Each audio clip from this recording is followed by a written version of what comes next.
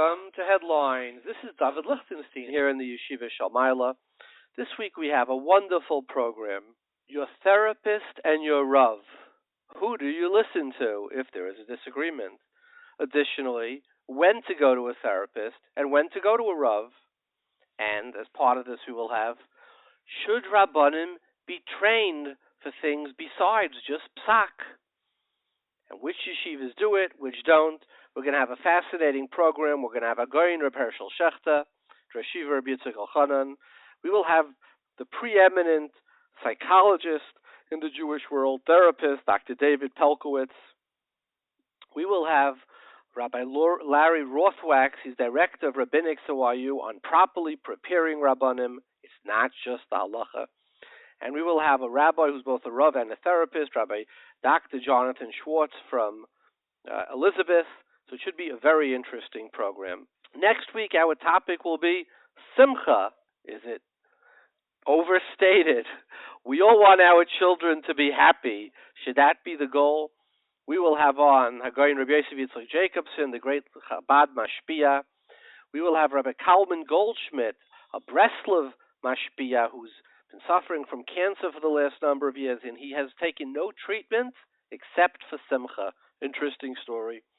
We will have the off-school author and psychologist, Dr. David Lieberman. We will have the great Rav of Eish Kodesh, HaRav Moshe Weinberger.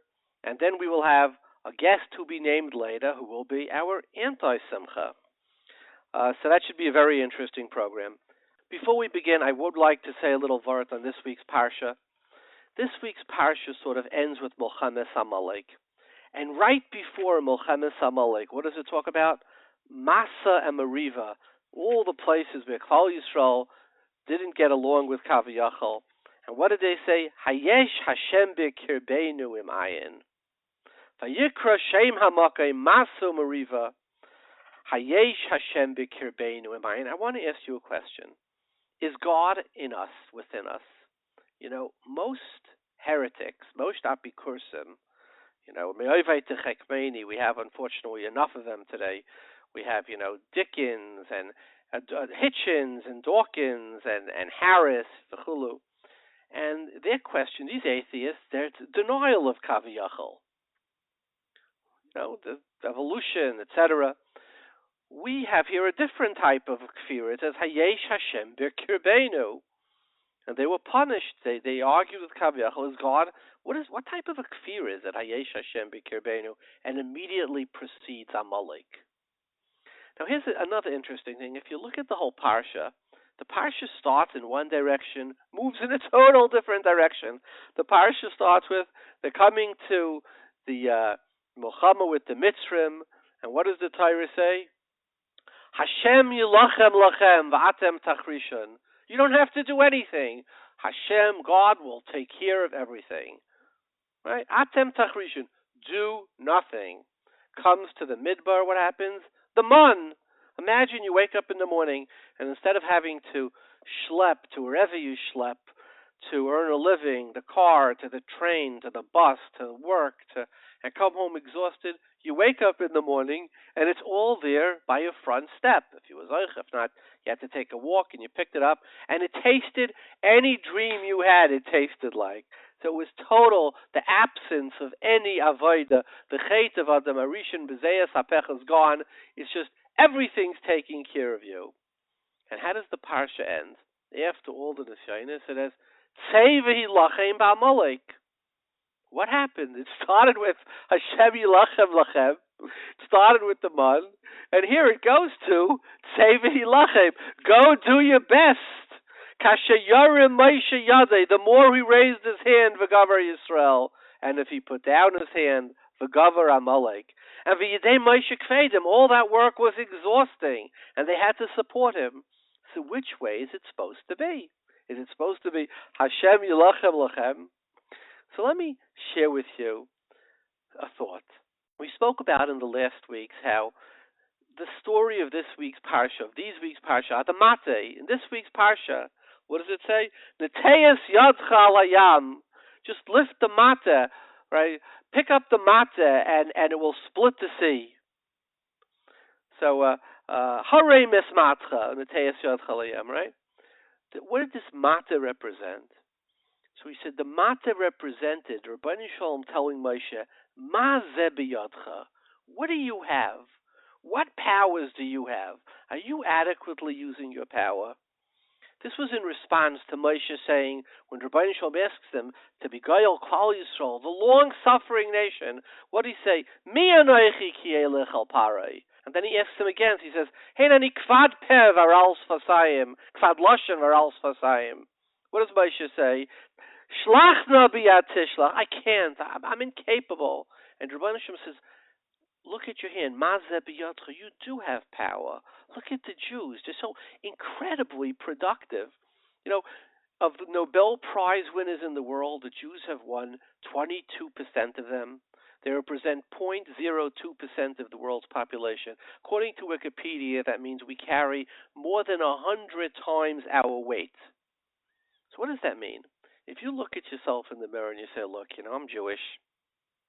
I'm probably not, couldn't play in the NBA. I'm not too tall. But if you look at what we're capable of doing, what does it mean? It means if we're 102, that means if you're 5.5 feet tall, well, guess what? 102 times means you're 575 feet tall. That's the equivalent of a 57-story building. Imagine if you saw somebody that size walking down the street. What would you say? 50? Wow. Will Chamberlain times 80. Right? Astonishing. That's what the math says. I'm a believer in data. The data says we contribute 102 times. Here's, by the way, an interesting fact. The Muslims have won exclusive of peace Nobel Prize winners, which we know are just a farce, just political. They've done 6 Nobel Prize winners for 1.4 billion people.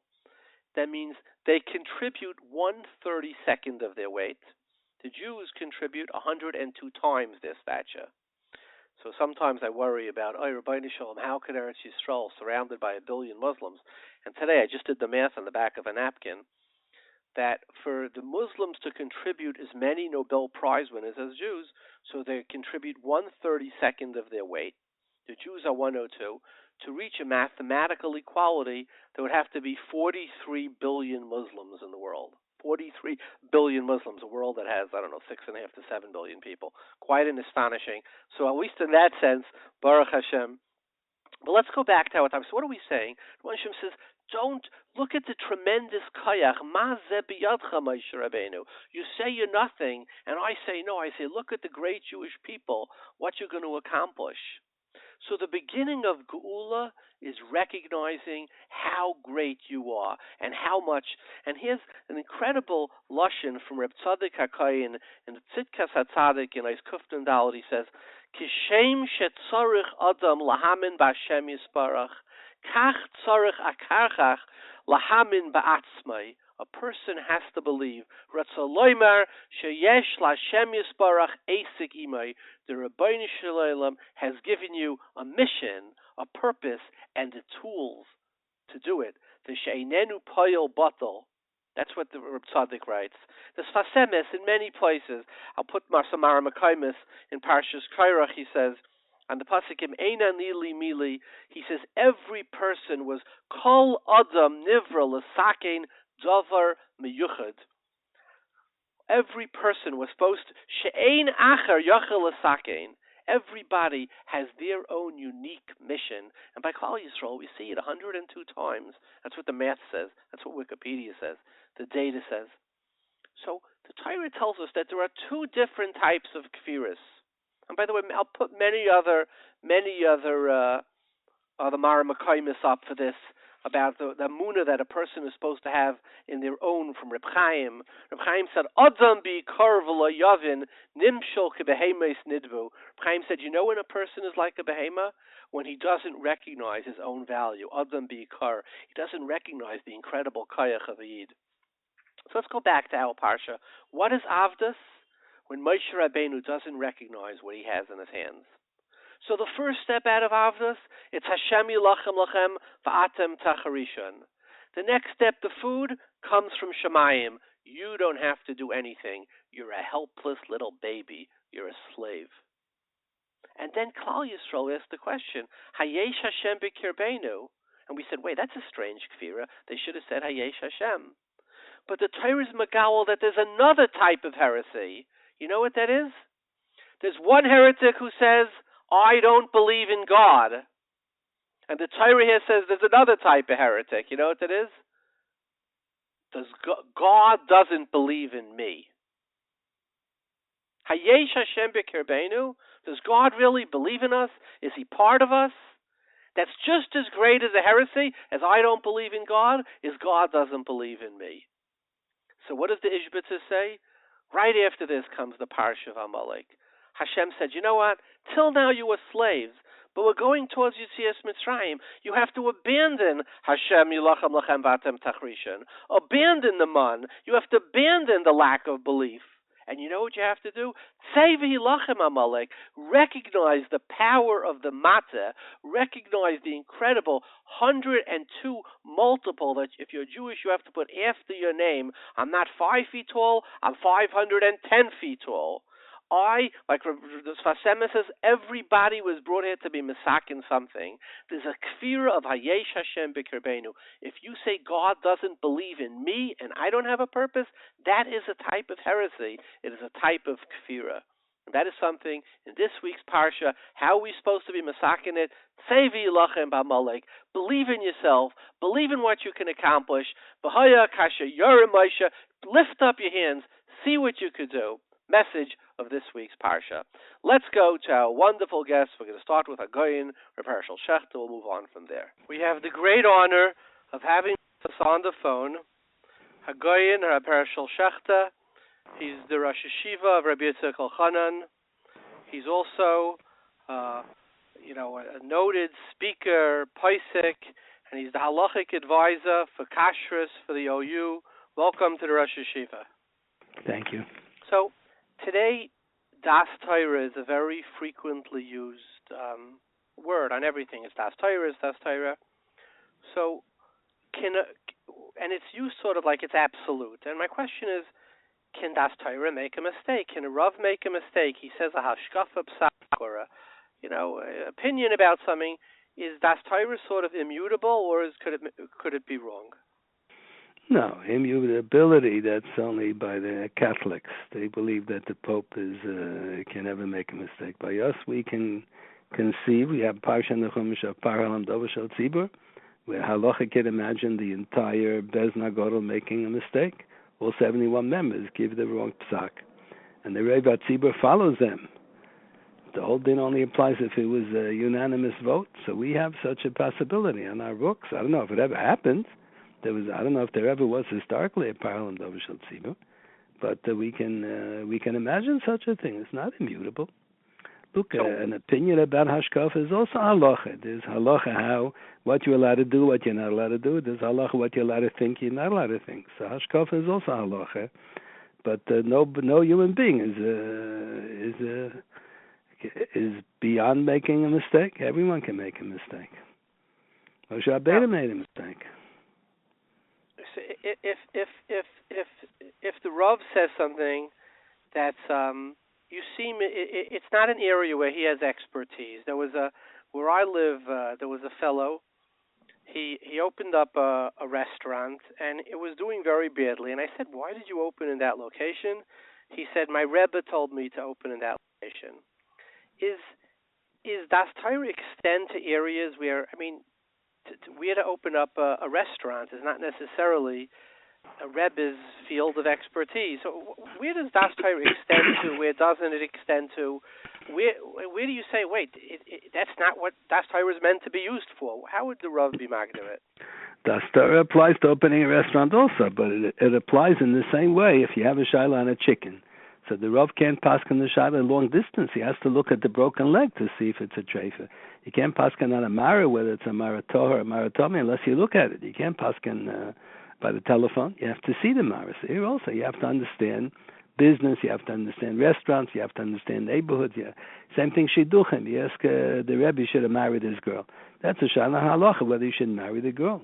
So if the Rebbe would know the Talmud very well and know the girl very well, that would be a shayla halacha. The thing is that Usually the Rabbonim don't know the Talmidim that well. It'll take a year till he figures out all the details of the Talmud and all the details of the girl to decide whether they're for each other. So the Das Torah, in theory, does apply to opening restaurants, but the Rebbe has to be vacant in Inyoni restaurants and Inyoni business and Inyoni neighborhoods, which is usually not the case. He can't paskin on the chicken either if he doesn't look at the chicken, if he doesn't know Yeridea. It's not like an oracle by the Greek of the Avodah Zarah. They used to have oracles. So that was a leitzonis. That's a Das Torah is not an oracle. Das Torah means a Talmid Chacham who knows Kol HaTorah Kula. So even though there are certain cases which are not discussed by the Halacha, it's like a jigsaw puzzle that has 1,000 pieces. So if you have 997 pieces, Kemenzach schon anstoßen and what the missing 3 pieces are, you can figure it out. But if you're missing 500 pieces, how are you going to figure out? If you have 500, how can you figure out what the other 500 are? That story applies to business also. But it's only Bamid V'Mamurim if the Talmid Chacham who is asked has a strong knowledge in the area. So otherwise, he shouldn't really express his opinion. So the same thing would the Rav say extends to, let's say, you have a therapist who knows a child well, says take the kid out of this school, and the Manal or Rosh Yeshiva says no, I think the kid should stay in school. Would you say to extend the same thing, that if the therapist has an expertise in this area, would you listen to the therapist? I would think so, unless the Manal also has such a strong idea in psychology and so on. Yeah, about it. Look, you listen to the mumchim in every field. Now, I would like to ask Rosh Yeshiva, is there a makor for the concept of Das Torah besides the chinuch? Is there any makor for it in Halacha, when Rishonim and Achrayim? Pre the last 100, I have the Yitzchak Chachma, I did like a search on it. Before the last 100 years, the word Das Torah is not brought down in that capacity in any of the Nevi'im. It's not down in Bavli, Yerushalmi, Mishnayos, Tanoim, Amoraim, Rabbonim Savroi, Rabbonim Kamoy, Rabbonim Savroi, Rishonim and Achrayim until the last 100 years. What is the makor for it? The Gemara in Chulin, per Gid Anosha, quotes the opinion, one Tana holds a Gid Anosha is only in B'yamin, not B'smol, only on one leg, not the other one. So the Gemara wants to know, is it Das Torah, is it Das Noita? So Das Noita means Asvara, and Das Torah means Exeris HaKosuf. In the terminology in the Gemara, Das Torah means you learn it out from a Posek. In recent times, it means something that there's no Beferish Shemaka for. But it's also, there are more rights in Yeridei, in Hilchas Hayroa Sisa V'Heter, that a Chacham has a right to paskin, even L'Hokel, on a Syria Shaila, based on a slight Netiya Sadas. If he knows all the halachas, and he has a Shaila where there's no Beferish Klorkite, has a slight Netiya Sadas, L'Hokel, L'Achmer is simple. You just say Sofik Yisur L'Chumer. But even L'Hokel, you can paskin L'Kula, Big Tamachon, paskin based on a slight Netiya Sadas. Because it's like the jigsaw puzzle. He has 997 pieces, 97 pieces, and he's missing 3 pieces. He doesn't know what the din is. So he has a slight Netiya Sadas. So all these shalas, they're also shalas in halacha. Hashkafa is also halacha. Whom you should marry is a question of halacha. If the girl is not for you, it's going to be terrible. And what job you should have, what field you should go into, where you should live, and so on. Everything is a shalah in halacha. But you can only pass on the shaila if you have a idea of what the facts are. You have a strong idea of the facts, and you have a strong idea of what the halacha is. So if you have the 997 pieces, missing 3 pieces, if you have a Netiya Sadas, that's called Das Torah. There is such a thing, but just to pontificate, to say with that, a lot of people express Das Torah. They can't pass on the shaila in Hilchos Kasha. They can't pass on the shaila in Hilchos Shabbos. That they don't know. They only know Hashkafa. That's ridiculous. Hashkafa is also halacha. Rav Soloveitchik used to say, people make a mistake. They say the Gemara is divided into 2 parts, halacha and agoda. He said halacha is what you're allowed to do, what you're not allowed to do, what you have to do. And hashkafa is what you're allowed to think, what you're not allowed to think, what you're mechuyev to think. It's also halacha. It's like Chodesh Alvavis, like Rabbi, what's his name? The Rosh Yeshiva from Chaim Berlin. Rav Rav Hutton Halacha, he writes about Chayvus Halvavus. These are dinim. You're mechuyev to think like this, and you're not allowed to think like that. It's also halacha. But the Das Torah, just like a Talmid Chacham can make a mistake sometimes in Psak Halacha, he can make a mistake in Das Torah as well. But the Das Torah is only, you should ask one who is bahavant in halacha. He knows how to come to a hachra, not always be machma, not always be mekel. Sometimes you have to be machma, sometimes mekel. And you have to understand, to give a Das Torah, you have to understand all the details of the case and all the ramifications of the case. You have to tuzach very deeply into the whole story. You can't just give from the top of your head. Das Torah. They make it into a joke now. The whole idea of Das Torah became a big joke. Well, thank you very much for your time, and it's an honor to have you with us, Rosh Yeshiva, Rabbi Elchonon, Rabbi Hershel Schachter. Thank you so much. Thank you. Have atzlacha. We have on the phone with us from New York City, Dr. David Pelcovitz, who is a world-famous psychologist. He's the Straus Chair in Psychology and Education, a professor at Yeshiva University, Azrieli Graduate School. Welcome, Dr. Pelcovitz. Pleasure to talk to you again.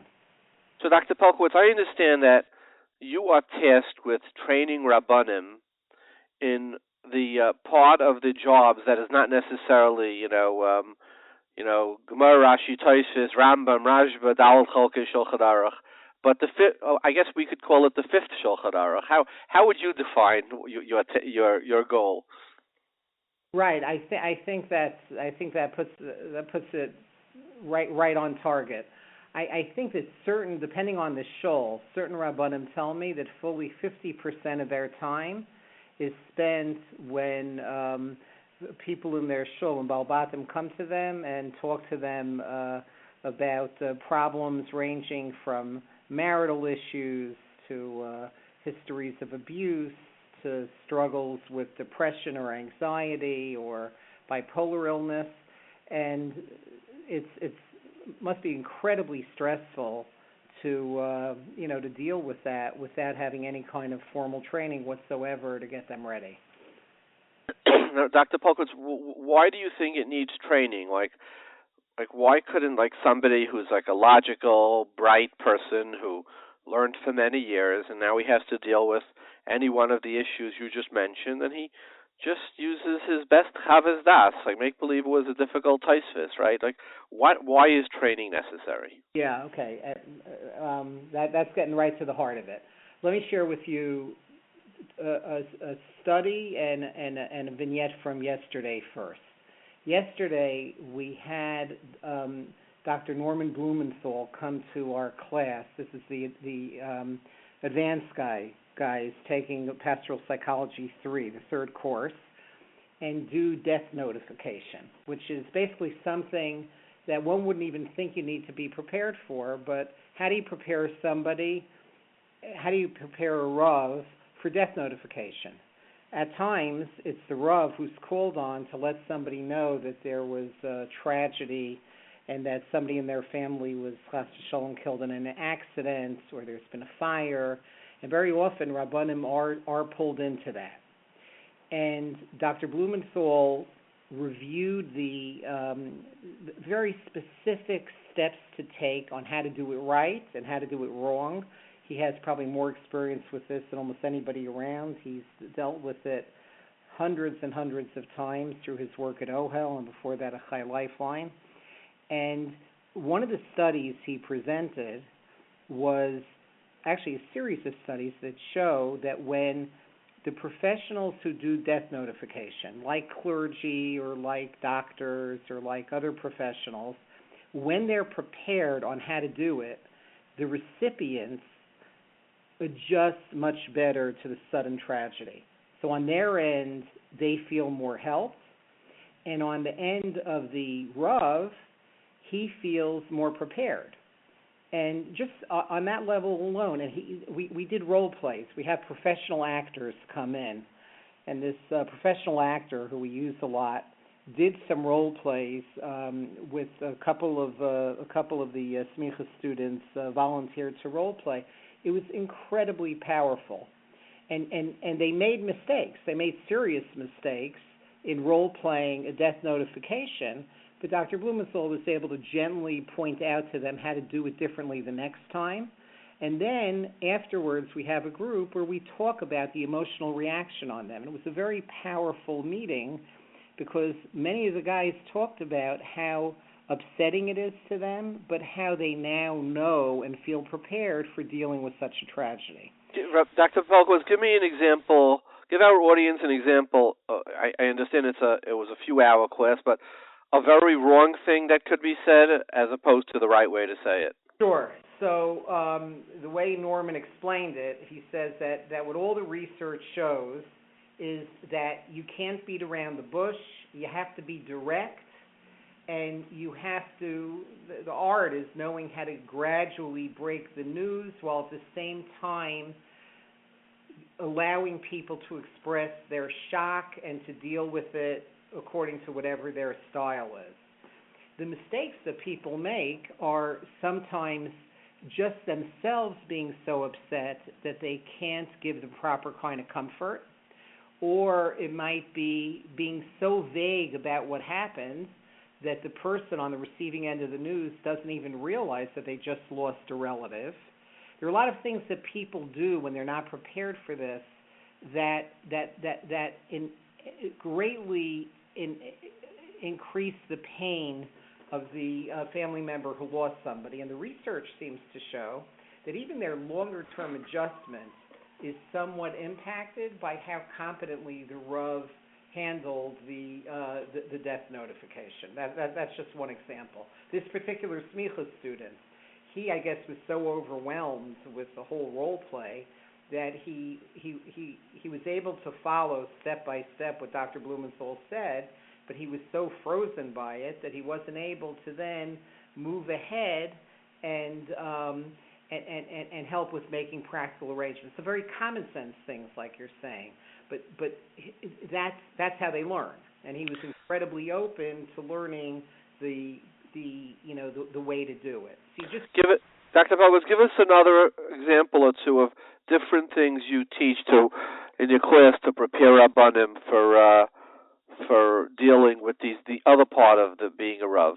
Sure. So we everything ranging from helping to identify and deal with depression and severe anxiety, or more severe mental illness like thought disorders or bipolar illness, and teaching them A, how to identify it, B, I'll give you a perfect example, obsessive-compulsive disorder. So obsessive-compulsive disorder, there could be a very effective rabbinic mental health partnership, but there are certain guidelines there, like knowing how to not reassure too much and how to work closely with the therapist in a way that you're working synergistically, that could make the difference between the person with OCD getting better or exacerbating the illness. Other examples are marital therapy. We did a study together with a couple of colleagues a few years back where we looked at 4,000 frum marriages in the U.S. and Canada. And one of the things that we found was that very high percentage of married people, from married people in the 4,000 people that we studied, who were highly dissatisfied with the role their Rav took in helping them with marital issues. So when you give them help and give them basic hadracha on how to be helpful, not as therapists, but helpful as Rabbonim, and knowing when to refer, it can make an enormous difference. So, Dr. Pelcovitz, when does a Rav refer to a professional, and when does he handle it? Give us the parameters. That's a lot. That's a lot about what we talk about, and there are different ways of thinking about it. As a general rule of thumb, I'll tell you, Dr. Levitz, who's one of the pioneers in this area, he says if you feel that you're working with somebody past 3 meetings and it's not moving and it's not getting better, at that point you refer. But that's not necessarily very satisfying. In general, serious psychological issues like incapacitating depression or anxiety or other kind of mental health issues, if it's interfering with the functioning of the individual and it's basically taking over their life and they're miserable with it, that's something that needs to be referred out. You need a professional to treat severe mood disorders or thought disorders. You could play an incredibly important role, but you can't do it alone. Whereas, when would you keep it in house? There are many times that people are struggling with, let's say, mild depression, or struggling with feeling stuck in their marriage, or struggling with trying to make a decision about the chinuch of their children, or whatever. Where a Rav alone can both through common sense and training and wisdom and what they know from learning and from life experience, be able to be incredibly effective on their own without referring. So it seems that you're saying if it has to do with an illness that goes beyond a disagreement, but it's in other words, if it's a hashkafa thing, attitude, disagreement, the Rav could handle. But if you're talking about something that goes to mental health issues, at that point you bring in a professional. Or diagnosable mental health issues. Okay, in other words, that's so severe that almost anybody would say, hey, look, you really need professional help here.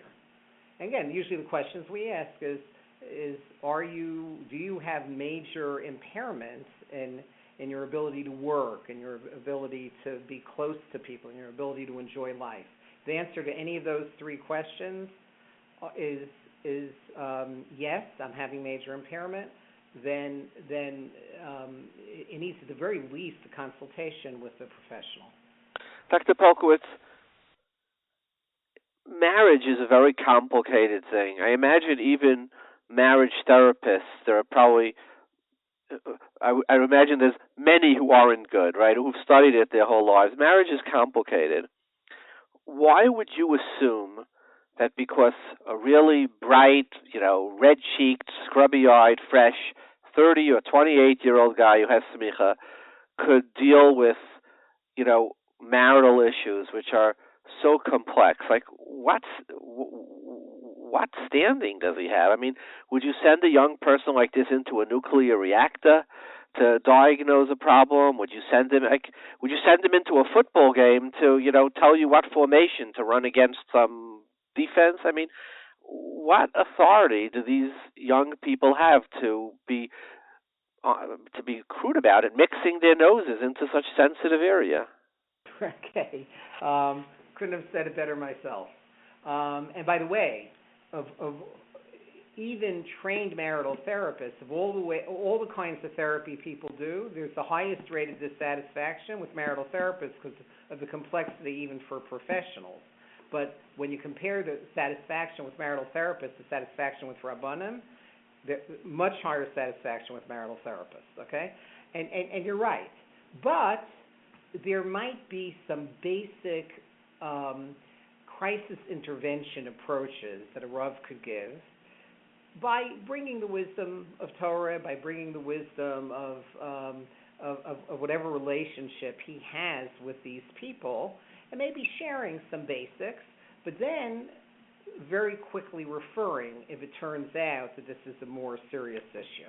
I'm talking about, look, sometimes people just have a bump in their marriage that doesn't really require intensive intervention. It maybe just requires a reset, or maybe just simple recommendations about how to reconnect or steal time together or whatever. And sometimes people find that even just going to somebody who they respect and they have a feeling, there's an expectation, this person could help me. And don't forget, a lot of people go to Rabbonim, A, because they don't charge money typically, okay? They're a lot cheaper than a therapist. And B, because they know them and they're comfortable with them and they see them every day. And so at least it may open the door to the first step of getting help. And then later on, they may be more open to getting help. But your point is excellent.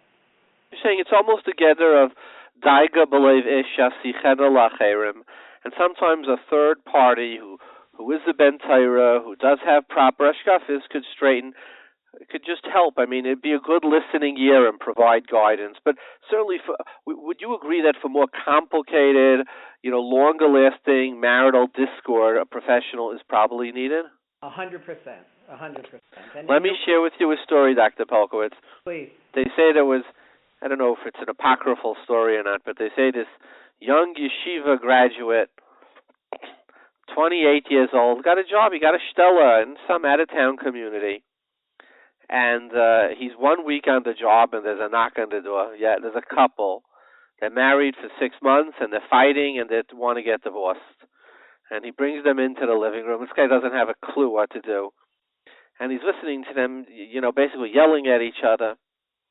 So he says to them, I have some a bottle of water I got from the Baba Sali that I think could help your marriage. So they said, really?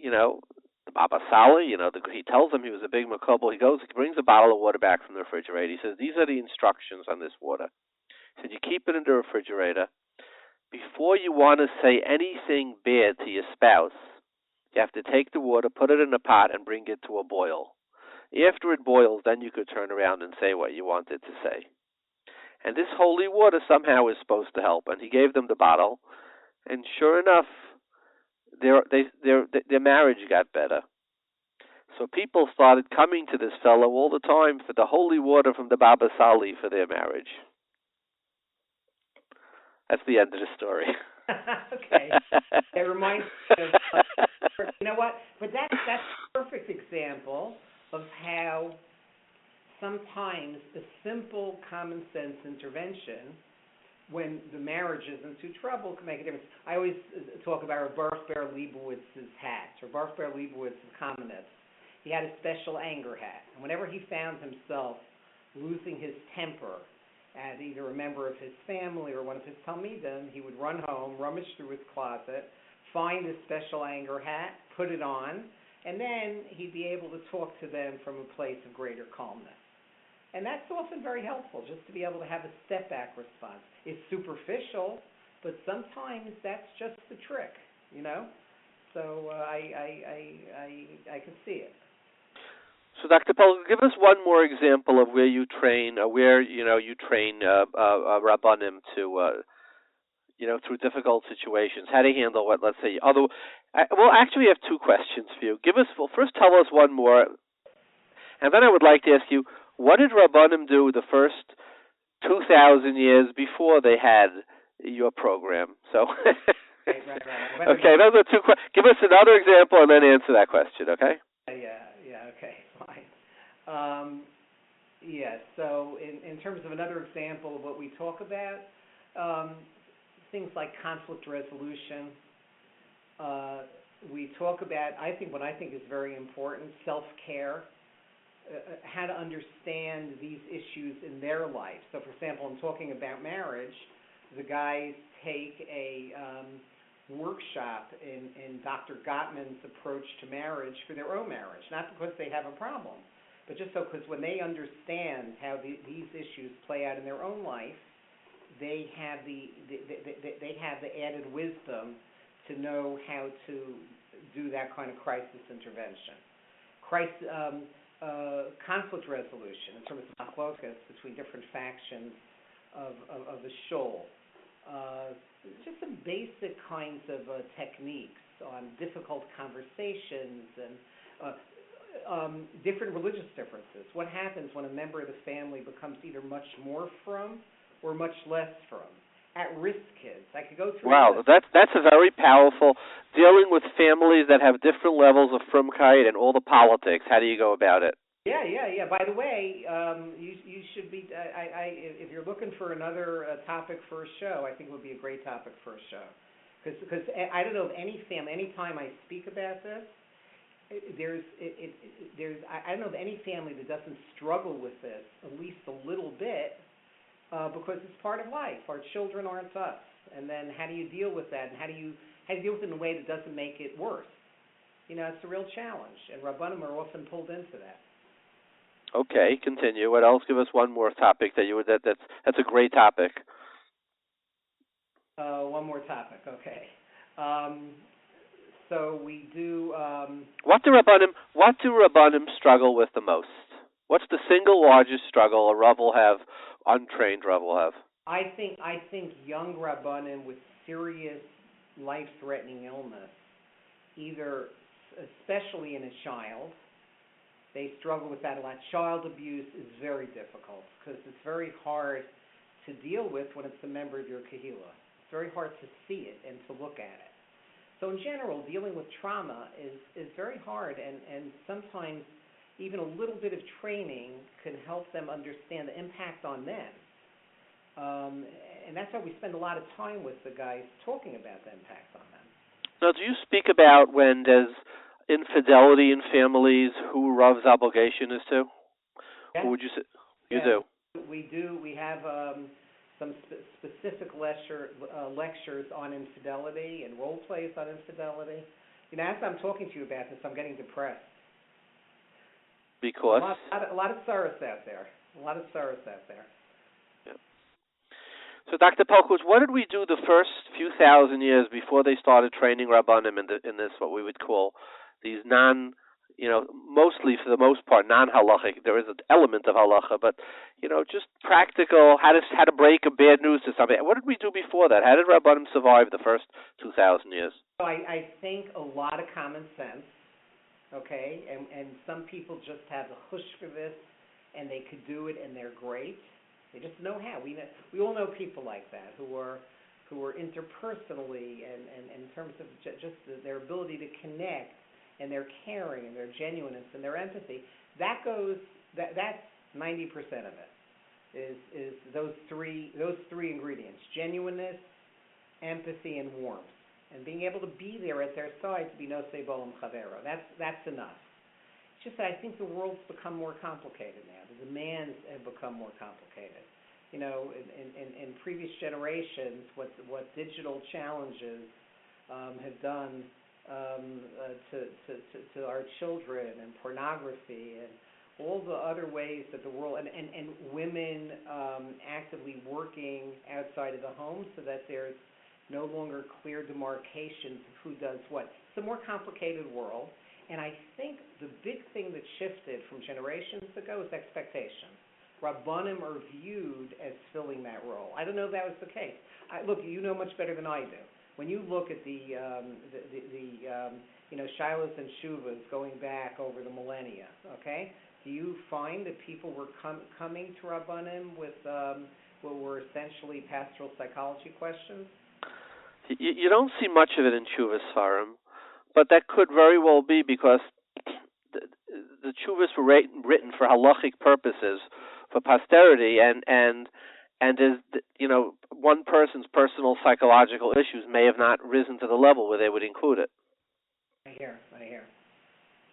You're saying the argument is they always did it, but you're saying life has just gotten it's a much more complicated world than any of our grandparents ever lived in.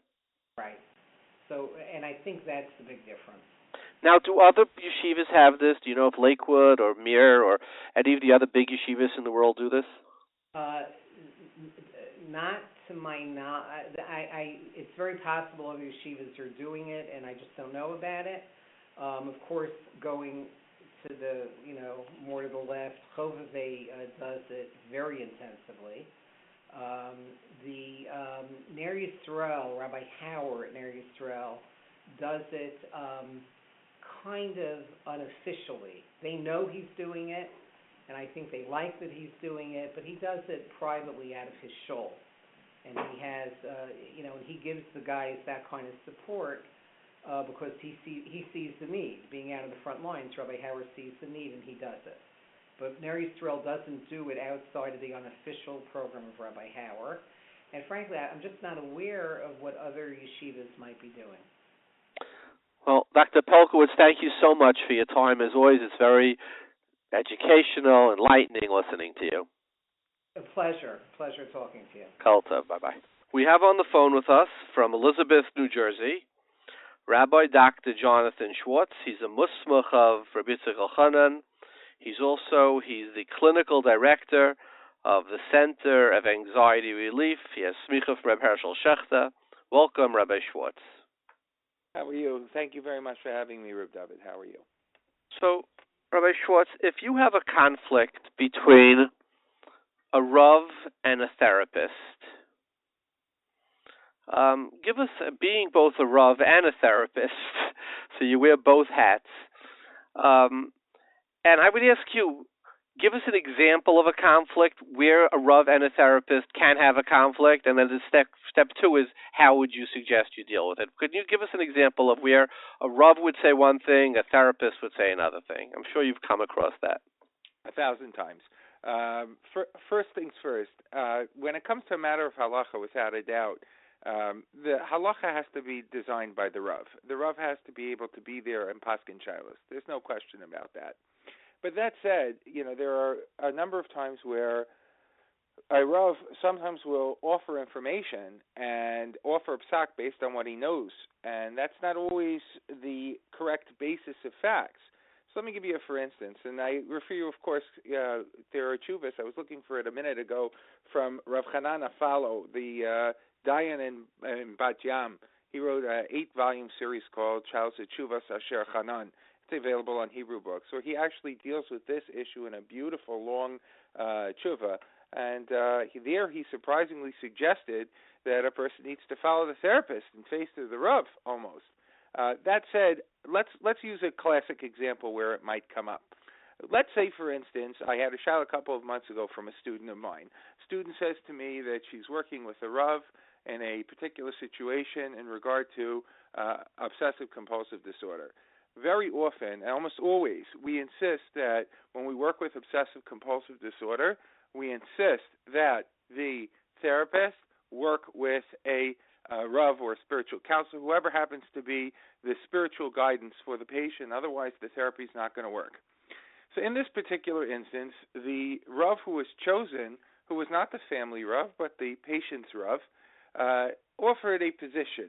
And the therapist asked and received the opportunity to meet together with the patient and the Rav to present certain issues. And in that situation, the Rav, a venerable Posek, turned to the patient in front of the therapist and said, "You don't need a therapist. What you need is more Yiras Shamayim.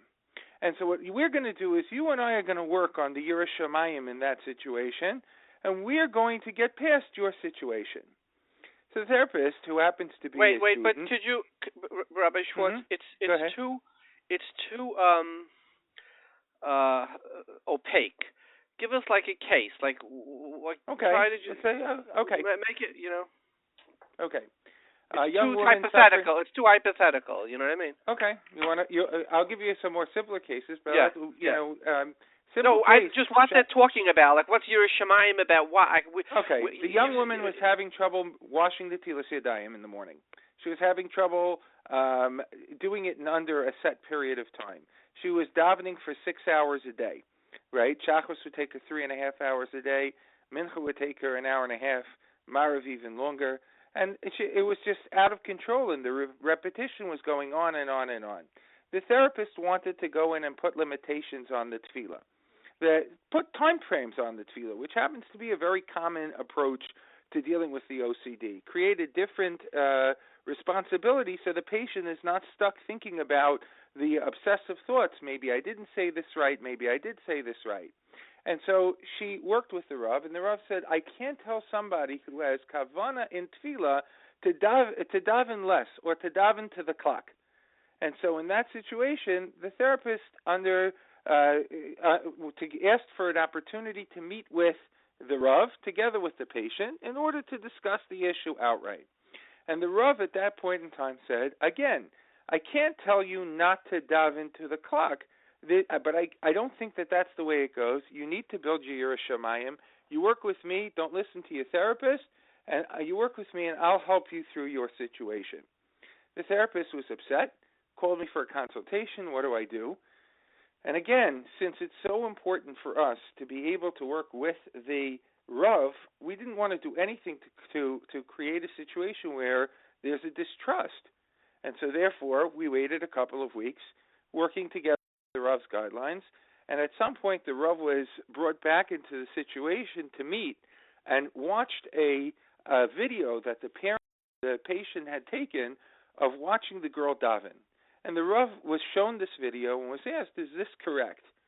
And that's when he got all nervous and said, "Wait a minute! I didn't realize that was the picture." What was incorrect? What did the picture reveal that was not known beforehand? They watched her tefillah. He could not believe he was watching this young woman. The issue wasn't the issue of kavana.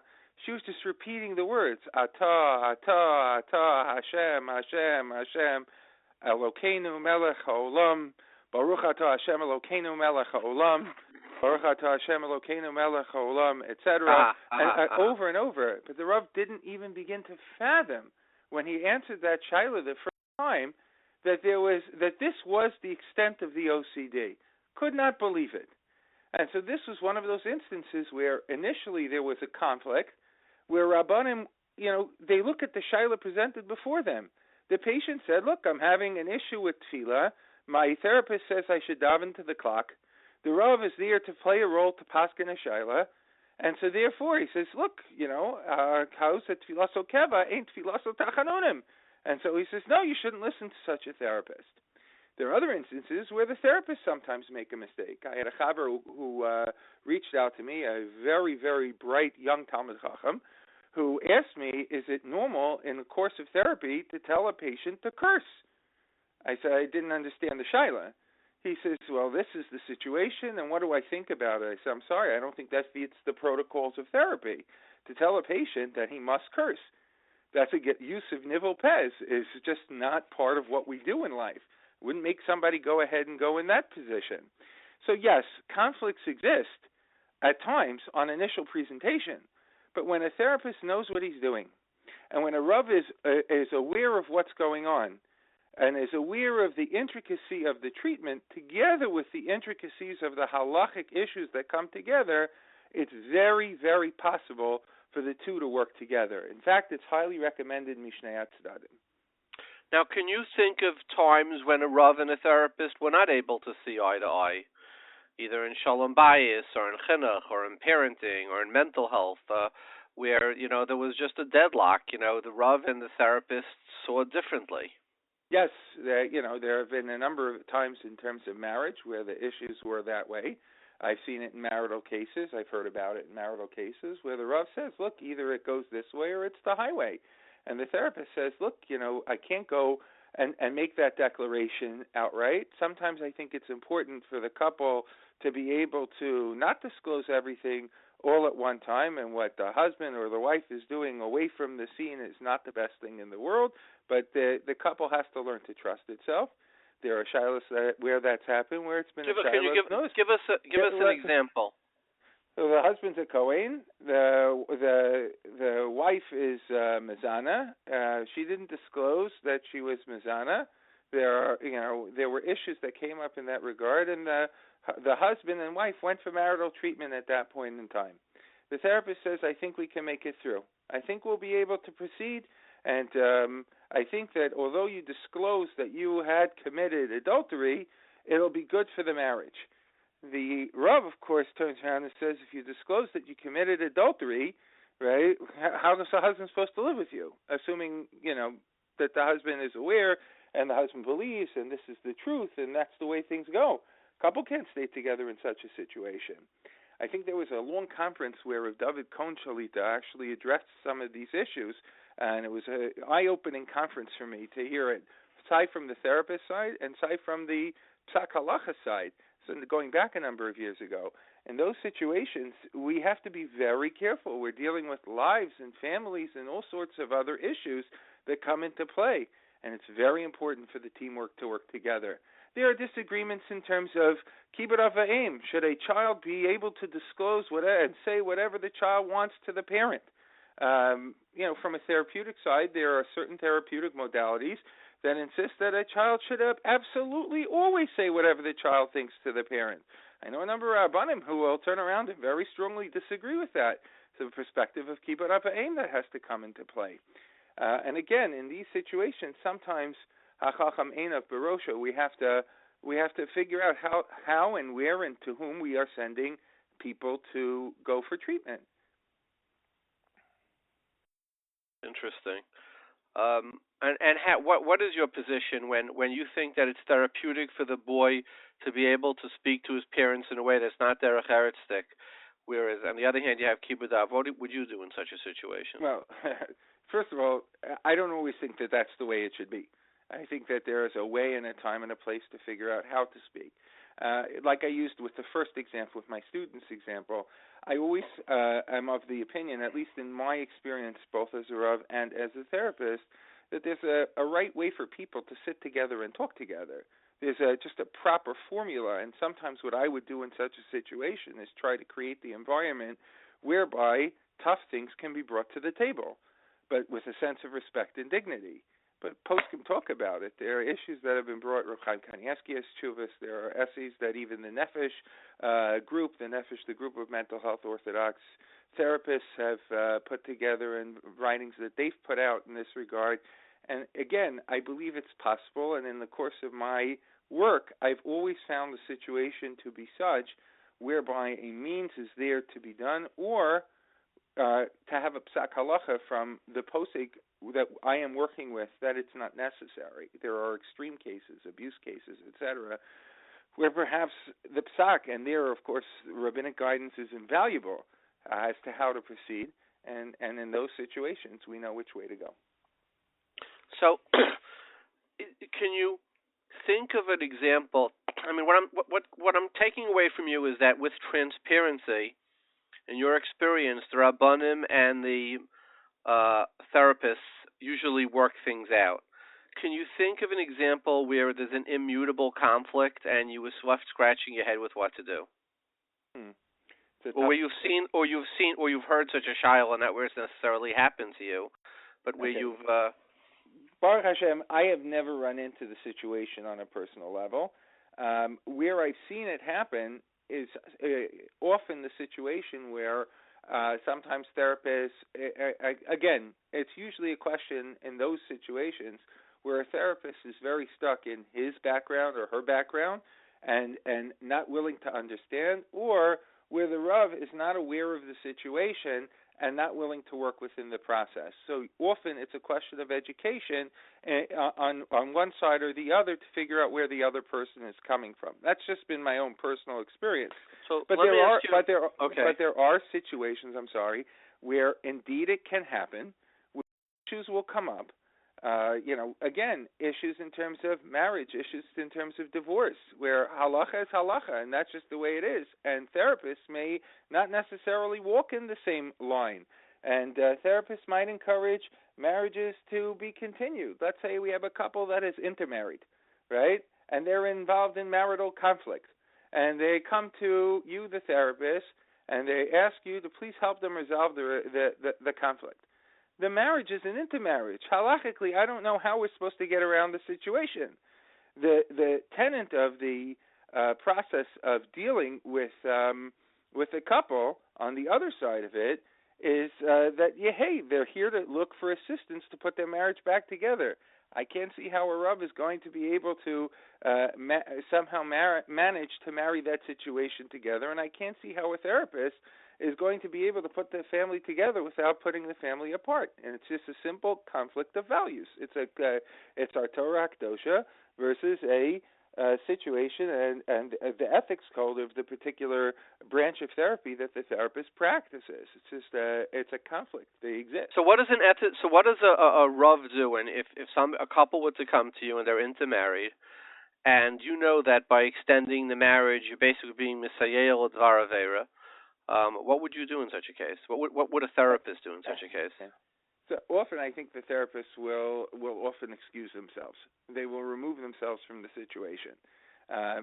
Similar to what a doctor would do in a situation where the doctor's ethical values are in conflict with the treatment that's being requested, say an abortion, right? How am I supposed to handle a situation when I ethically can't handle that situation? She would just recuse. So Rabbi Schwartz, let me ask you a few questions. You're a Rav, right? Mm-hmm. And a family comes to you, a husband and a wife are fighting. When do they go to a Rav? When do they go to a therapist?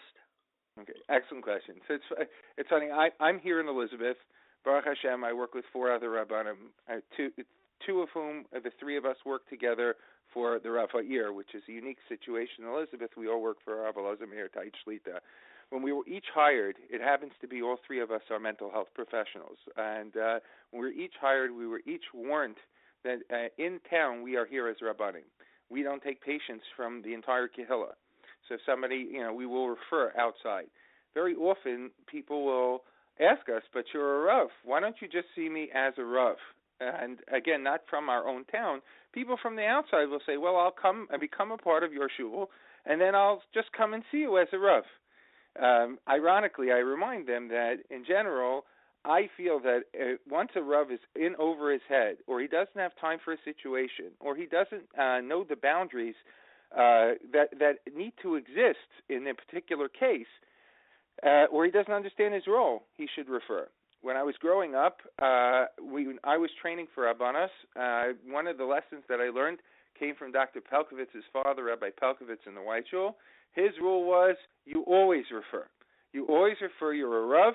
You meet once or twice. You refer, and then you're able to play the role of a Rav, which is you're able to turn around and be able to encourage the couple from the position of being a Rav, instead of being stuck in a situation where you're really not properly trained to handle where you are.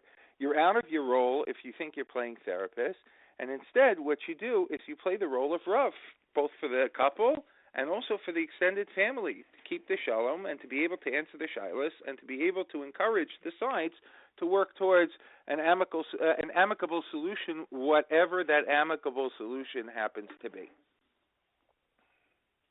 Position is then a Rav should always refer and not answer any shilas? Shilas, a Rav always should answer. Counseling. I'm talking about shalom bias issues. I think I'm not getting along. I'm sorry.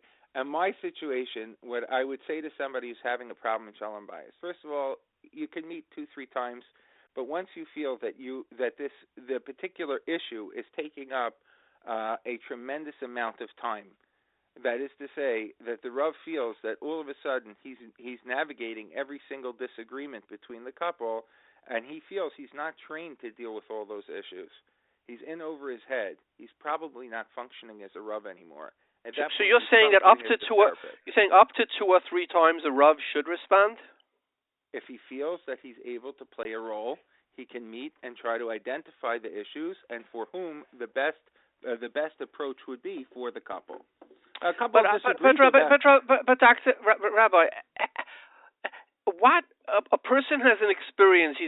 He has a chinuch in Ksais and Nesivis and in Magen Avram and Arachayim. Who made him a marriage expert? Excellent question, and that's why the answer is nobody made him a marriage expert. If he so why is he giving advice 2 or 3 times? Okay, so again, it depends. First of all, he shouldn't be giving advice if all he has in his back pocket is the Ktsos and the Nesivas. Just 2 weeks ago, somebody stopped me. I was at a chasna. It was a younger man learning in Kola for he was about 35 years old, and he went on a job interview, and he for a bonus position, and the people in the community that he had interviewed in said, we really think that what you need is a mental health degree. So he asked me why I thought that he should have a mental health degree. I said what they're probably hoping that you have is mental health exposure, not only to know what you know, but also to know what you don't know, and to know when to step away, not to solve every problem. If your whole Rabbanus is based on the Ktsos, the Shach, and the Taz, and what you're being asked to do is make Shalom Beinish Leishto, and you don't know what you're doing, you need to step out.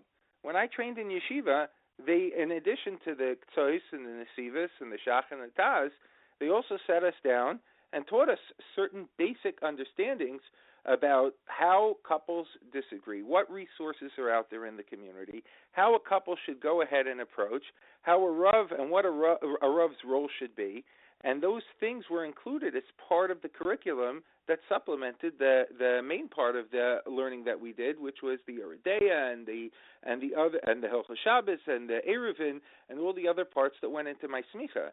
I can't see one going without the other if a person's going to enter Rabbanas. The shilas that come up today require a certain awareness of what's going on outside, not only for the Rav to know what he can do, but more importantly for the Rav to know what he can't and how he needs to step away.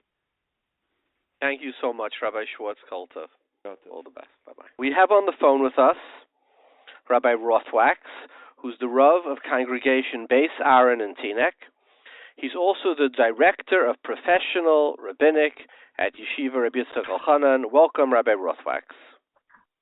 Thank you so much. Shalom Aleichem. So, Rabbi Rothwaks, I learned in Yeshiva for many years, and it's been many years where even though I'm out of Yeshiva, I still consider myself a Yeshiva Bacha on some level. And this is the first I've heard in the last week about Director of Professional Rabbinics. What does a Director of Professional Rabbinics do? Thank you so much. So, as you know, here at REITs, we have had the long-standing tradition for well over a century of ordaining many of our students who become Rabbonim in communities, Mechanchim, in many different yeshivas all over the world.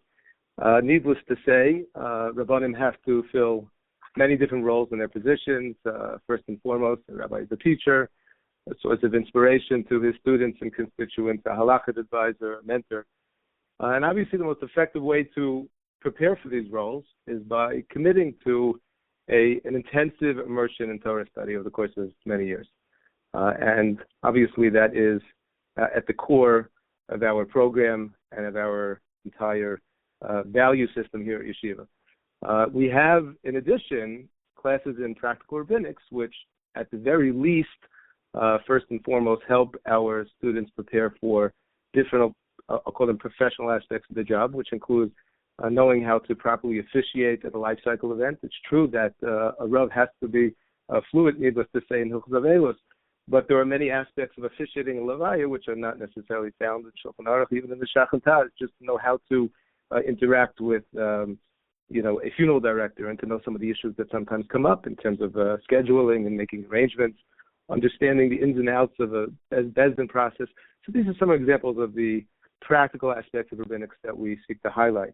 But perhaps more importantly and more profoundly, I would say, over the past generation, we have come to understand and appreciate that a Rav serves very often as an advisor, as a counselor, as a mediator, as someone who is expected and hopefully wants to motivate change among his constituents. And this requires, or at least if he wants to be most effective in his role, it would be appropriate for him to acquire a set of skills that are not, necessarily to be given, that they are certainly not intuitive, and not the kind of things that people would necessarily come to develop on their own. Knowing how to engage people in healthy, productive dialogue, understanding the basics of active listening, knowing how to properly assess a situation, the needs of a particular situation, knowing what is the proper way to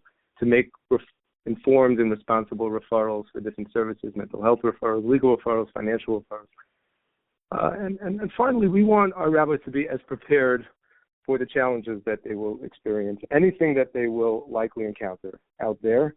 We want them to have a chance to first see, hear, and process together in a more safe and controlled environment where they have the opportunity to sort of come to terms with the realities of the world, to speak with each other, to gain greater insight and hadracha from the Rabbonim, so that when they are, out there and the first time they encounter some of the very unique challenges that Rabbonim face in every generation, but certainly our generation has its own unique challenges, they've already had a chance to prepare themselves on some level for the conversation. Can you give us a few stories?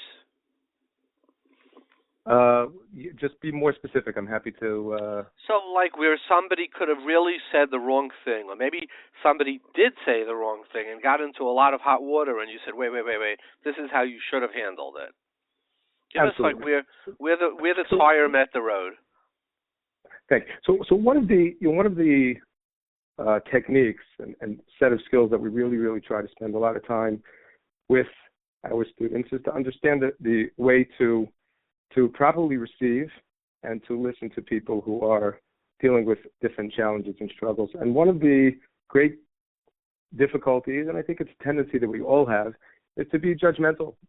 People tend to underappreciate the complexity of most situations that people in the world face, unless it happens to be something that they are dealing with.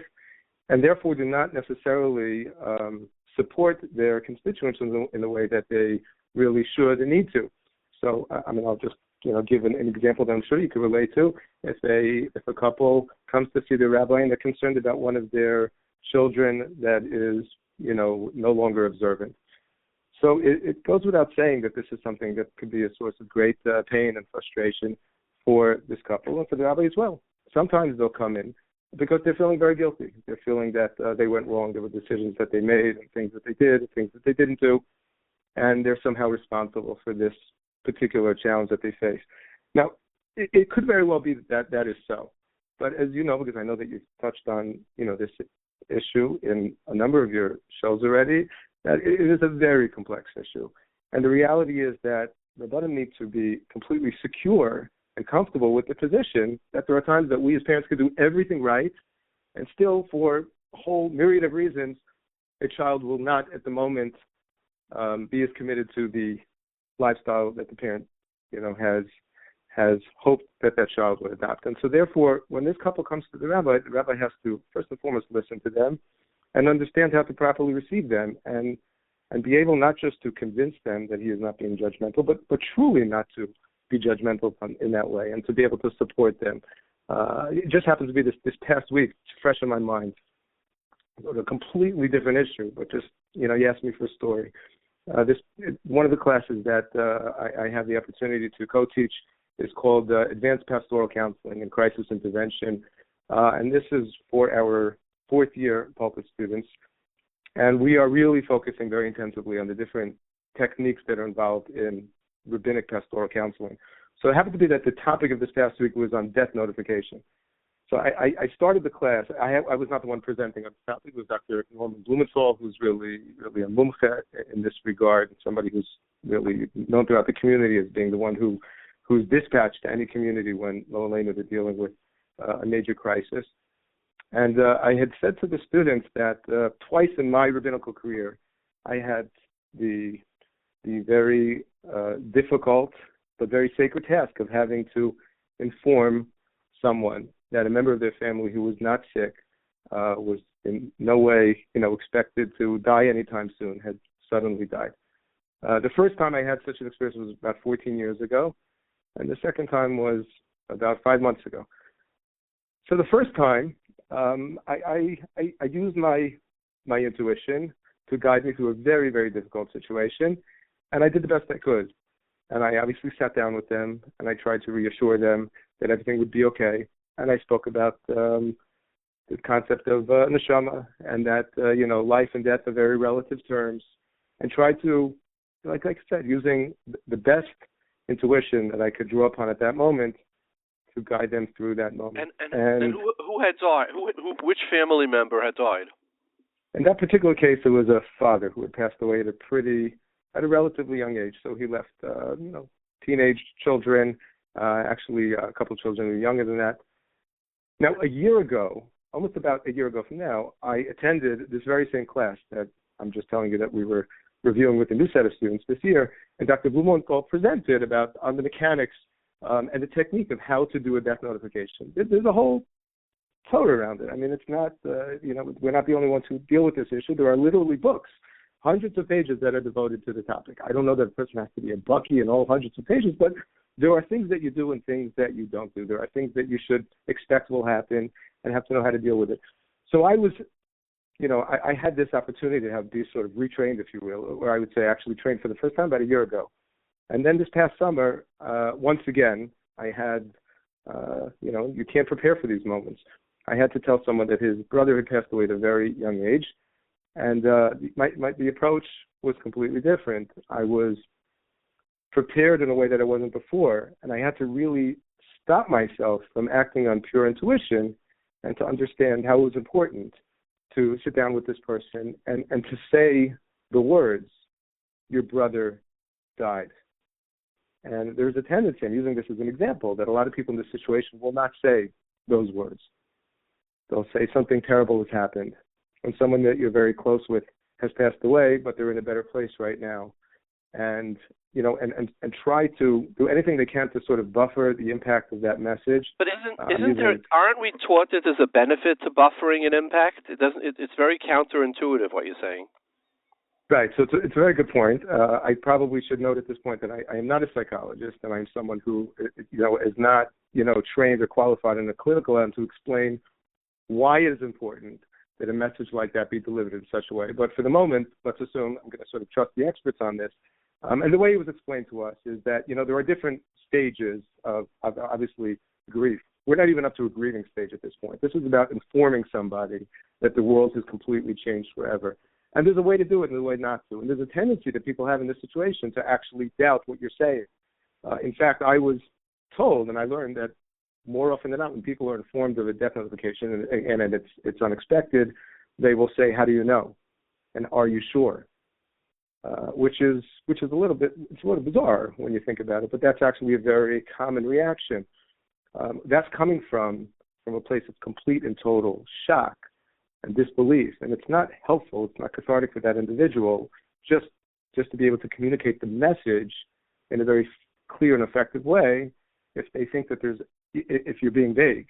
But obviously there'll be a time for grieving, and there'll be a time for trying to come to terms with it, and the shock will only follow. I mean, shortly after a death notification, very often the person who receives this horrible news will exhibit very violent behaviors, hopefully not to hurt themselves or others. That's possible, but kicking furniture and punching the wall, as an example. And many people in that situation, if they didn't know any better, would say shh and reach out to that person and try to hold their hand and get them to stop banging the furniture. But the experts say that that's a very appropriate reaction. That's a very common reaction, and it's very important for the person to be able to do that. And research has shown that when people are informed of a death in the most proper, if lack of a better word, proper and responsible way, so it's something that they remember and appreciate for many, many years to come, perhaps for the rest of their lives. And I would imagine, Rabbi Rothwaks, I would imagine things like Nicham Avelim is the same thing. I mean, like you mentioned in Torah, but I remember years ago, I was by a Shiva. Still sticks in my mind. The father had died, somebody in Lakewood. He had left over many, many children. And a certain individual, well-known individual from New York came in, like a type of a Rebbe, I guess you could say. And he looks at the kids and he said, "Be'emes sekumtech hamazel tov." I guess he was trying to say that and he looks at the kids. He says, and the kids' mouth dropped open. I was sitting nearby and I couldn't help myself. And I looked at the Rebbe and across the room and I called out to him. I said, "Mirtz Hashem by Diev Simchas." Right. But I was thinking how inappropriate and talk about minimal pastoral training, how to deal with avelas, how to deal with divorce. I mean, I imagine it goes well beyond death notification, what you're discussing. Absolutely. And in fact, the example that you just mentioned, which is an example that's an important one, this is something that everyone needs to learn. This is not unique to Rabbonim, and to the contrary, I would argue, and I would hope and expect, and I believe this is so, that a Rav in any community, regardless of where he learned in Yeshiva, whether or not he benefited from any of these classes, will hopefully have the experience and the common sense to know what to and not to say at a base level. This is the kind of thing that people, I would say the laymen, need to be reminded of on a regular basis, not necessarily weekly. I remember that just not all that long ago, I was at a base level where a woman was tragically killed. She was hit by a car by somebody who was texting and driving low lane. And someone came in, it was obviously a very, very difficult Shiva, and someone came in and said to the woman, it could have been worse. And everybody in the room just wished that, the floor could just open up and, to say it was awkward is an understatement. It was, and you could tell that this woman really, really meant well. She wanted so much to say the right thing, but, she forgot to listen to Chazal. How could it? The Gemara says by base level, silence is the best thing. It's the best thing, but again, that's not always intuitive. I would hope that Rabbonim would know, just using common sense, if the community has hired them to that position, that they know already some of the basics about what to and not to say at the base level. But I'll give you a completely different example. A couple that's struggling with infertility, or perhaps even I would say even more specific than that, a couple that loses a child at a very, very young age, miscarriage, is stillborn. These are very unique challenges and circumstances which people are not going to intuitively know how to handle and manage without specific training. There are a lot of things that we would say in a situation like that which are coming from a very good place.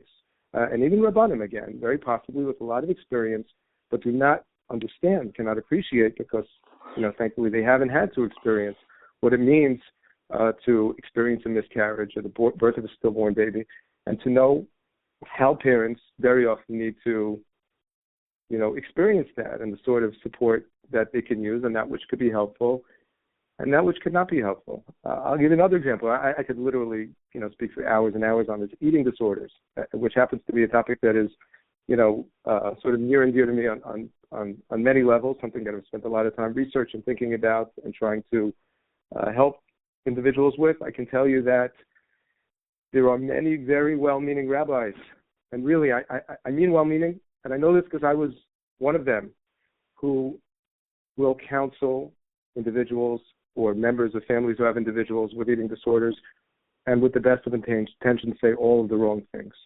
And it's not because they don't want to help. It's just because they don't really understand. There's not enough of a true understanding of what an eating disorder is and isn't, and where they need to be there to sort of support and validate and give proper counsel, not to mention psak, which is also an area where, very often Rabbonim who act on intuition alone when it comes to these areas can make, terrible decisions, really just need to understand. We're not trying to make psychologists over here. Rabbis are not necessarily psychologists, and this is not a psychology school.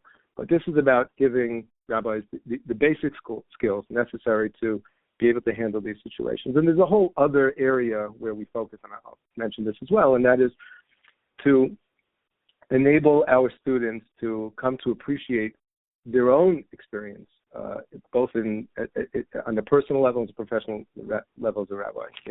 As we all know, balancing roles in life is a challenge for everyone. That goes without saying, regardless of what a person's professional occupation is. But finding time for family, for one's wife and children, can be particularly challenging for Rabbonim. Understanding the limits, both legal and just in terms of common sense with confidentiality and boundaries, understanding the role of a rebbitzin, and a rabbi's professional life, knowing how to keep his ego in check, knowing how to manage stress, which is extremely important for a rabbi if he's going to be effective in his role and being able to serve his community, not just for a couple of strong years, but be able, as Hashem, to sustain his koach over the course of decades. There's a tremendous amount of stress. And very often rabbis cannot discuss it with anyone, including their own wives. How do you manage that? How do you deal with that? How do you deal with lay leaders, especially when there are difficult ones? Rabbis understanding their own triggers and vulnerabilities. You speak about difficult lay leaders. A lot of people aren't aware of how balabatim could really, they say over a story that a Rav got sick. He was in the hospital, and the board, one of the members of the board came and he said, the board voted 3-2 to wish you a refuah shalema. So right. It sounds like a joke, but a lot of people go into Rabbanis and they really don't know how are they going to deal with difficult balabatim and trust me, there are difficult balabatim, right? The balabas, I can say there are difficult balabatim. There are. But it would be in my best interest as someone who's on the other side to say that it's always the fault of the balabatim. But what we actually believe and preach over here is that in many cases, the situations could be far less stressful than they are if better handled by the rabbi. And certainly not to suggest that there are no difficult balabatim in the world. There certainly are. But, there are certain communities that are known for, people like to call it politics. And for a rabbinical student, that's a very scary word. We've seen very, very talented future Rabbonim who are very apprehensive about entering the Rabbonis because they're afraid of politics. But, we really try to spend time on them and hold their hands. And we bring in, actually, some very influential lay leaders from the outside, individuals who train not just rabbis, but really CEOs in the in the world, and help them understand how they could be, very effective at being able to align themselves with the lay leadership rather than to butt heads with them. Yeah. Well, Rabbi Rothwaks, thank you very much for your time, and I hope that many of the Avrechim who listen here will be inspired. If you're in a yeshiva that does not provide this type of counseling, what would you suggest to a listener? That's a very good question. I would tell him, certainly, and this is not a commercial for my yeshiva, myself personally, but anybody who would want to discuss this with me personally, I'd be happy to, see, depending on where a person is and where he lives, whether there may be other services that one can access to enable them to do so. Listen, the reality is that many of the Rabbanim in the field today did not have this formal training years ago. And in many cases, that's fine. They pick up what they needed to do. They're intuitive. They're responsible. Some continue to learn. They have sort of continued education courses and opportunities for rabbis to become more informed. But we know, and I'm sure you know, that others, unfortunately, are just ill-equipped to deal with situations and sometimes, under the worst of circumstances, guilty of I guess, what I would call rabbinic malpractice. So Rabbanim have to know. They have to know what their limits are. They have to know what their strengths and weaknesses are. And they need to know when they're in over their head. And there's nothing wrong. We always tell this to our balabatim, and it's true. There's nothing wrong with asking questions. In fact, Chazal tell us that one should ask questions. If you want to be a lamdan, then you shouldn't be ashamed to ask questions. It goes for Rabbanim as well, particularly when it comes to areas in which they would be more effective in their roles if they could seek out the professionals. Every rabbi out there, or up-and-coming rabbi, has individuals in his life, various professionals, who can help him and guide him, making proper, responsible, referrals, as I mentioned before, mental health referrals, etc. Additionally, I just want to mention here at Yeshiva, we do have, for our mismachim who are already in the field, we do have these web seminars, which are run periodically to bring a lot of these courses, not necessarily in the most complete and comprehensive way, but to sort of package them and make them available to Rabbanim who are already serving in their roles. And I believe that even if a person is technically graduated yeshiva and has left the halls of yeshiva, still has many opportunities to become more informed and more successful in serving the tzibur. So I guess that's what I would say. Well, Rabbi Rothwaks, thank you very much for your time. Thank you. I appreciate it, Kosherwith.